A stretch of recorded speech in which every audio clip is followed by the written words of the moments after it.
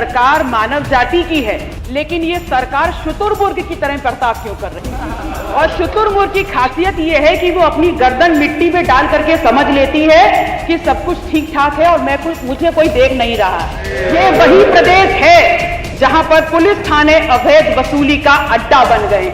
ये तथाकथित अपराध मुक्त प्रदेश वो प्रदेश है जहां पर आज हेडलाइंस बनती हैं कि पुलिस थानों में भी रेप पीड़िता का रेप हो जाता है। कि जब चुनावी वर्ष है तो किसान सम्मान निधि लगभग 8.5 करोड़ किसानों को मिलती है और जैसे ही चुनावी वर्ष बीत जाता है 6 करोड़ किसानों की पीठ पे सम्मान पे लात मार करके सिर्फ 2.5 करोड़ किसानों को सम्मान निधि से नवाजा जाता है।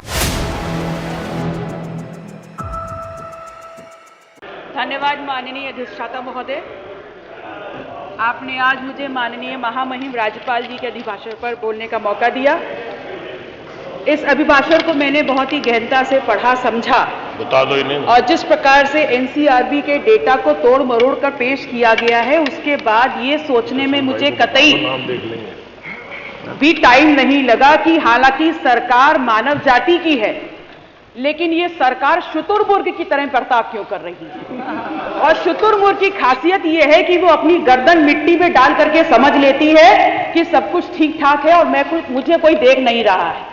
लेकिन जो जनता जिसने सरकार बनाई है वो आपको देख रही है और जिस तथाकथित अपराध मुक्त प्रदेश की जयगाथा आप कर रहे हैं, ये तथाकथित अपराध मुक्त प्रदेश वो प्रदेश है जहां पर पुलिस अभिरक्षा में भी माननीय जनप्रतिनिधियों की दिन दहाड़े गोली मारकर हत्या की जाती है। ये वही प्रदेश है तथाकथित अपराध मुक्त प्रदेश जहां पर पुलिस थाने अवैध वसूली का अड्डा बन गए।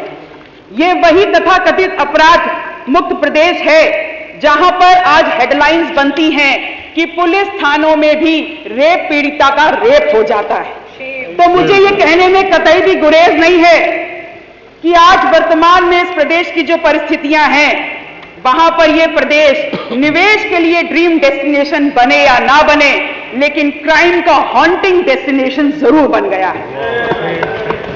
अभी कुछ देर पहले सदन में यह बात आई कि प्रमोशन में जब रिजर्वेशन बिल आया था तो आप लोगों ने वेल में आकर के उस बिल की प्रतियां फाड़ने का काम किया था।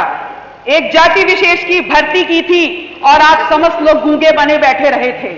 आपने कहा कि हम इसीलिए इस तरफ आ गए, तो कम से कम हम ही से सीख लिया होता। आज 69,000 शिक्षक भर्ती घोटाले में भी यहां छात्र 500 दिनों से लखनऊ की धरती पर आपसे अपना अपॉइंटमेंट लेटर मांग रहे हैं। आप वो गलती क्यों दोहरा रहे हैं? आपके लोग क्यों गूंगे बने बैठे हैं? क्या आपकी भी मंशा है कि अब आप सत्ता के इस तरफ आना बैठना चाहते हैं?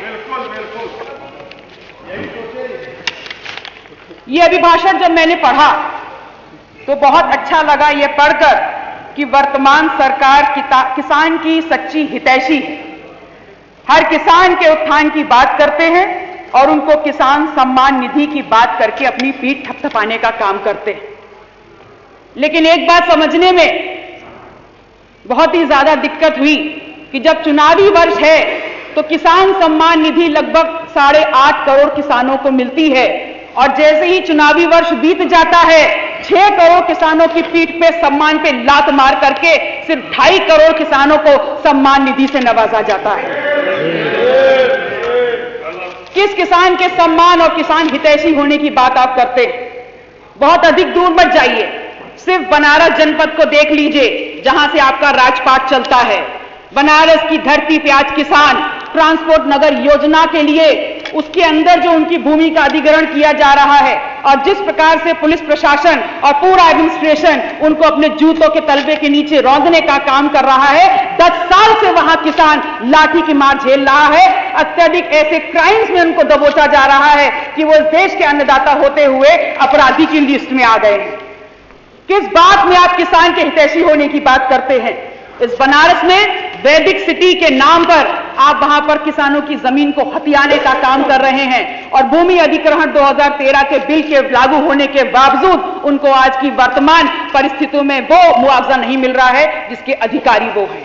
आज वही बनारस में काशी गेट के नाम पर लाठी डंडे की मार झेल रहा है ये किसान। उसकी भूमि जबरन डंडों के पर्दे के नीचे आज छीनी जा रही है और उसको आज यहाँ पर मुआवजा नहीं दिया जा रहा है। ये चंद उदाहरण हैं आपके सच्चे किसान हितैषी होने के।